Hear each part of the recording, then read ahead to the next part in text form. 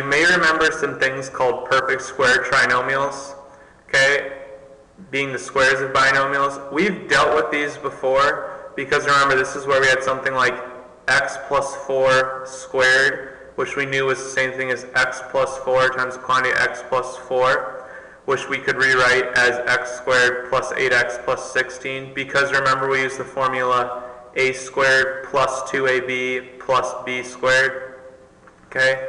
But also remember, this was one of those things that I said, here's a shortcut you can use, you don't have to use it. Same thing when we're factoring these. If you use our old method of factoring, where you would say, okay, what's 16 times 9? Well, I know b is 24, and 16 times 9 would give me 135, okay? 16 times, sorry, that's not right. Okay, 16 times 9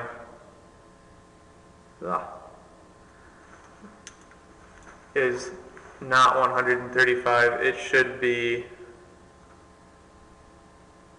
144. But anyways, the point is that you could use your strategy of finding two factors of 144 that add to 24, but then notice it obviously would give you 16x squared plus 12x plus 12x plus 9. And then when you'd factor this out, you would still end up with the same thing, okay?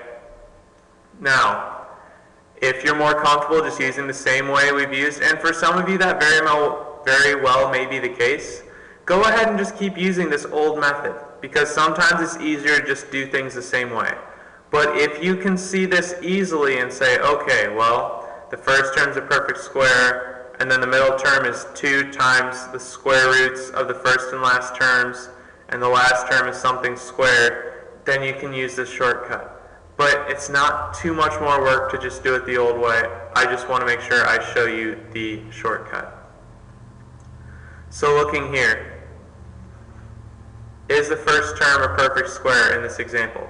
Well, I have 4y squared. 4y squared would be 2y raised to the second power, so the first term is a perfect square. Is the last term a perfect square? 9. Well, 3 times 3 is 9, so 3 squared is 9. So 9 is a perfect square. And is the middle term 2 times 2y times 3? Well, 2 times 2y is 4y. 4y times 3 is 12y. So it is, okay? In that case, you can just do 2y plus 3 times the quantity of 2y plus 3. This is using the shortcut. Had you done this the long way, where b equals 12, c would equal, or a times c would equal 36, you could say 4y squared, and then you can see it would be 36. Factors of 36 would be 1 and 36, and 2 and 18, 3 and 12, 6 and 6. 6 plus 6 equals 12, so I could do plus 6y plus 6y plus 9.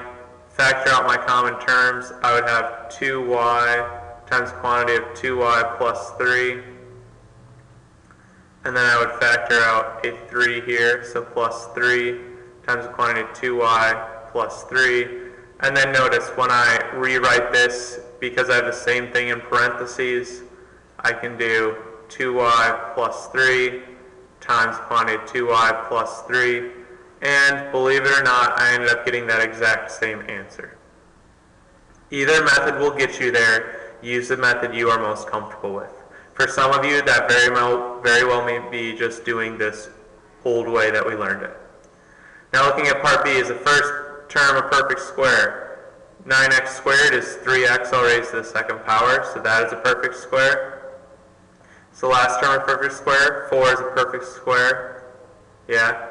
Is the middle term equal to negative 2 times 3x times 2? Well, I've got negative 2 times 3x is negative 6x, times 2 is negative 12x, so it is not a perfect square. So can I use a shortcut? No. Okay. And if you would go through and do this, you would actually find out this polynomial is prime, which means it cannot be factored.